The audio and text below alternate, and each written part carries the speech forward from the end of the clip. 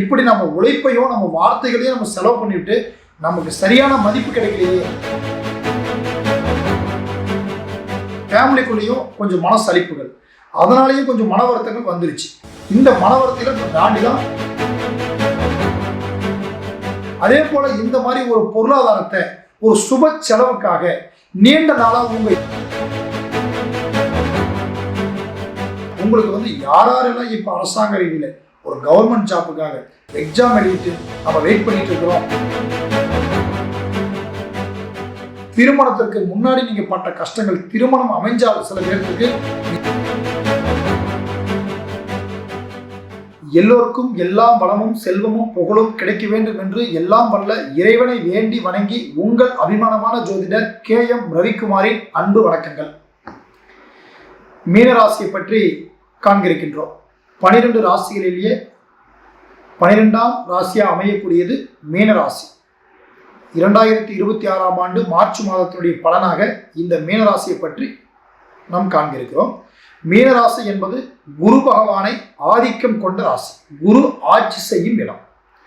சுக்கிர பகவான் உச்சமடையும் இடம். அசுரகுரு தேவகுரு 2 கிரகங்களும் பலம் பொருந்திய இடம் மீனராசி. அப்படிப்பட்ட மீனராசிக்காரர்கள் நீங்க. மீனராசிக்காரர்கள்கிட்ட எப்பயுமே அதாவது வந்து சுக்கிர பகவான் உச்சமடைவதனால ஒரு கவர்ச்சியான வார்த்தைகள், பேச்சாற்றல் மிக்கவங்களா இருப்பாங்க. எந்த ஒரு விஷயத்தையும் துணிச்சலா செயல்படக்கூடியவங்களா இருப்பீங்க. ஒரு விஷயம், ஒரு காரியம், ஒரு தொழிலோ, ஒரு பிசினஸோ, எந்த ஒரு முடிவா இருந்தாலும் சரி 2 ஆப்ஷன் வச்சிருப்பீங்க. இப்படி இல்லைன்னா நம்ம இப்படி செய்யணுங்கிற மாதிரி ஒரு கருத்து இருக்கும். யார் வந்து உங்ககிட்ட ஒரு அறிவுரை கேட்டாலும் அவங்களுக்கு ஒரு தெளிவான விளக்கம் கொடுக்கக்கூடியவங்க. வார்த்தைகளையும் முக பாவனையிலையும் 1008 டென்ஷன் இருந்தாலும் வருத்தம் இருந்தாலும் அவ்வளவு சீக்கிரம் வெளியில காட்டிக்க மாட்டீங்க இந்த மீனராசி பொறுத்தளவுக்குமே. அதே போல இந்த மீனராசிக்காரர்கள் இந்த மார்ச் மாதத்தினுடைய பலன் பார்க்கும்போது கடந்த காலம் உங்களுக்கு நடந்தது வந்து 7 சனி. இந்த 7 சனி விரைச்சனி வந்து இப்ப ஜென்மசனிக்கு மாறி இருக்காரு. 7 சனி விரைச்சனியில எந்த அளவுக்கு நம்ம அவதிப்படணுமோ, எந்த அளவுக்கு கஷ்டங்களை சந்திக்கணுமோ, பொருளாதாரம் எவ்வளவு விரயங்கள் பண்ணக்கூடியதெல்லாம் நீங்க நடத்தி முடிச்சிட்டீங்க. குறிப்பா மருத்துவ செலவு, அனாமத்து செலவு, அடுத்து நம்ம உங்க காசு சாப்பிட்டுட்டு போகக்கூடியது, ஒரு எக்ஸாம்பிள் ஒருத்தர் கடன் கொடுத்திருந்தாலும் கடன் வந்து சேராது, ஒருத்தர் நீங்க உதவி செய்திருந்தாலும் அந்த உதவியை உங்களுக்கு மதிக்க மாட்டாங்க. இப்படிப்பட்டதெல்லாம் நீங்க கடந்த காலத்துல நீங்க சந்திச்சாச்சு. இந்த மருத்துவ செலவு இந்த மீனராசி உள்ளவங்களுக்கும் வரலாம், மீனராசி உள்ள குடும்பத்தில் உள்ளவங்களுக்கும் வரலாம். யாருக்கு வந்திருந்தாலும் பணம் முதலீடு நாம தான் செலவு பண்ண போறோம். அப்படி நீங்க எல்லா வகையிலுமே ஒரு மருத்துவ செலவுங்கிறது கடந்த காலம் உங்களுக்கு நடந்து முடிஞ்சிடும். இப்போ உங்களுக்கு இந்த விரைச்சனியில பார்க்கும்போது நீங்க பூமி வாங்கியிருந்தாலும் வீடு கட்டியிருந்தாலும் முழுமையா உங்களால் இது கடந்த காலத்துல செய்திருந்தீங்கன்னா உங்களால முழுமை அடைஞ்சிருக்காது. ஏதாவது ஒரு குறை இருக்கும். ஒரு பூமி வாங்கியிருக்கோம், இன்னும் கரை பண்ண முடியல, இல்லை அட்வான்ஸ் போட்டு நின்று இருக்குது, இல்லை வாங்கினது அவசரப்பட்டு வாங்கிட்டேன், மாற்றி வாங்கணும், இப்படிங்கிறது நீங்கள் ஏதாவது ஒரு நல்ல காரியங்கள் துவைக்கு செய்திருந்தால் கூட முழுமையான திருப்தி இருக்காது. இந்த நேரத்தில் ஏதாவது ஒரு தொழில் பிஸ்னஸ் வகையிலையும் உங்கள் உழைப்புகள் நீங்கள் கொண்டு போய் நீங்கள் எவ்வளோதான் நீங்கள் முதலீடு பண்ணியிருந்தாலும் ஒரு ஒர்க் பண்ணுற நிறுவனத்தில் போய் கூட நீங்கள் முதல் கஷ்டப்பட்டிருந்தா கூட அங்கே நல்ல பேர் கிடைக்காது. உங்கள் உழைப்பு வாங்கிக்குவாங்க, ஆனால் உங்களையே குறை சொல்லிடுவாங்க. உங்களுடைய ஐடியா கேட்பாங்க, அந்த ஐடியாவெல்லாம் சாதித்த மாதிரி சொல்ல மாட்டாங்க. இப்படி நம்ம உழைப்பையும் நம்ம வார்த்தைகளையும் நம்ம செலவு பண்ணிவிட்டு நமக்கு சரியான மதிப்பு கிடைக்கலையே, சரியான ஒரு பலன் கிடைக்கலையேங்கிற வருத்தத்தோடு தான் நீங்கள் வெளியில் வந்திருப்பீங்க.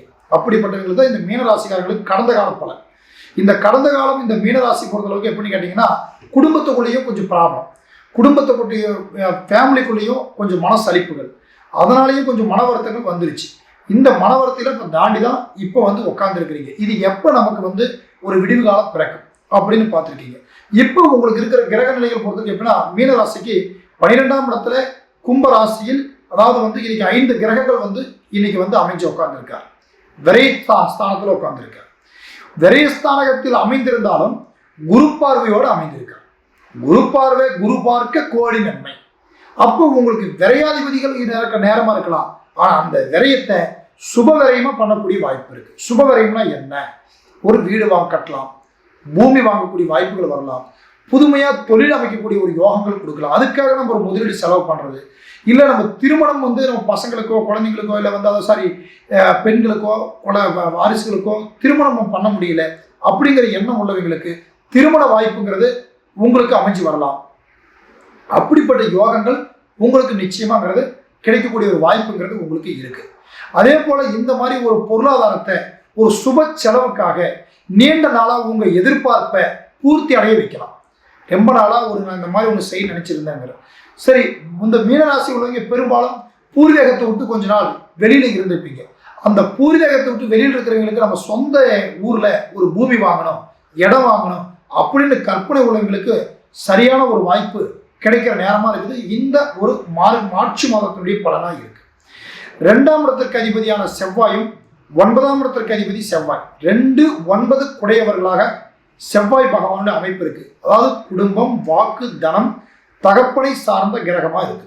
அப்ப அப்பா வழியில உங்களுக்கு கொஞ்சம் போராட்டம், கருத்து வேறுபாடு, மனக்கசப்பு இதெல்லாம் கொஞ்சம் காலத்துல அதிகமான பற்று இருக்கும், அதிகமான பாசம் இருக்கு. ஆனால் இருந்தாலும் கருத்து வேறுபாடு அப்படிங்கிறது உங்களுக்கு ஒரு சில இடத்துல நிச்சயமா உங்களுக்கு அந்த கருத்து வேறுபாடு கூட இப்ப சரி பண்ணக்கூடிய ஒரு காலகட்டமா இப்ப உங்களுக்கு இருக்கு.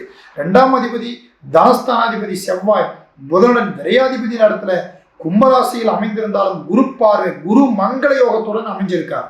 அதனால உங்களுக்கு பொறுத்தளவுக்கு என்னன்னா, இது கடந்த காலம் உங்களுக்கு யாரெல்லாம் இப்ப அரசாங்க ரீதியில ஒரு கவர்மெண்ட் ஜாப்புக்காக எக்ஸாம் எழுதிட்டு நம்ம வெயிட் பண்ணிட்டு இருக்கிறோம், நமக்கு ஒரு வாய்ப்பு கிடைக்குமான்னு எதிர்பார்த்துட்டு இருக்கிற அத்தனை பேர்த்துக்கும் ஒரு சிலருக்கு கூடிய சீக்கிரத்துல பலன் கிடைக்கிற வாய்ப்பு நிச்சயமா இருக்குது.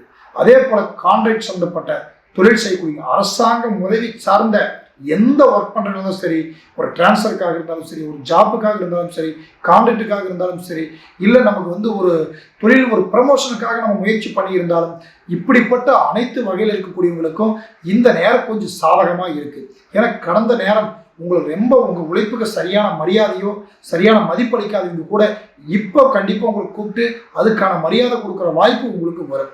சற்று உங்களுக்கு என்னன்னா ரொம்ப மன உளைச்சல்களை நீங்கள் நிறைய இடத்துல சந்திச்சாச்சு. உங்களுக்கு பார்க்கும்போது 4ஆம் இடத்துல குரு பகவான் அமைந்திருக்காரு. நிலம் சார்ந்த பூமி சார்ந்த எப்படிப்பட்ட பிரச்சனை இருந்தாலும் குரு அமைந்தால் கோடி நன்மை என்று சொல்லலாம். 4இல் இருக்கக்கூடிய ஒரு குரு, அதே போல 4, 7 புதனும் 12ஆம் இடத்துல அமைந்திருக்கிறாரு. அதனால உங்களுக்கு பார்க்கும்போது வாழ்க்கை திருமணத்திற்கு முன்னாடி நீங்க பட்ட கஷ்டங்கள் திருமணம் அமைஞ்சால் சில பேர்த்துக்கு நிச்சயமா மாற்றங்கள் வரும். குடும்பம் அமையக்கூடிய ஒரு சூழல் வந்தால் அந்த குடும்பத்துல இருக்கக்கூடிய நிறை குறைகள், இந்த குடும்பத்தில் இருக்கிற கஷ்ட காலகட்டங்கள் இது எல்லாமே விலகி வரக்கூடிய ஒரு வாய்ப்புகள் இருக்கு. குரு பகவானுடைய ஆதிக்கம் செலுத்தும் ராசியாக இருப்பதால் மீன ராசி 7 சனி நடந்துட்டு இருக்கிறதால சிவனையும் பெருமாளையும் 2 தெய்வங்களையும், அதாவது தட்சிணாமூர்த்தியை அதிகமாக வழிபாடு பண்ணுங்க. நீங்கள் உங்களுடைய வழிபாடுகள் முறைகள் நீங்கள் சரியான முறையில் வைக்கும்போது உங்களுடைய மனதளவில் இருக்கக்கூடிய குழப்பங்கள் தீரும், மனதளவில் இருக்கக்கூடிய தைரியத்தை உருவாக்கும். காரணம், கடந்த காலகட்டத்தை நினைச்சு நிகழ்காலத்தை நீங்கள் குழப்பிக்காதீங்க. ஏன்னா அந்த அளவுக்கு மீனராசிக்காரங்களாம் நிறைய வருத்தங்கள் பட்டுட்டீங்க.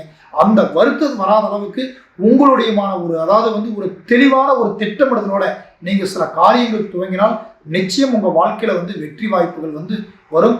எந்த ஒரு காரியம் துவக்கிறதுக்கு முன்னாடியும் உங்கள் சுய ஜாதகத்தை ஒரு முறை நீங்கள் தெளிவாக பார்த்துட்டு இருக்கீங்க. நம்ம சொல்கிறதெல்லாம் புதுப்பலன்.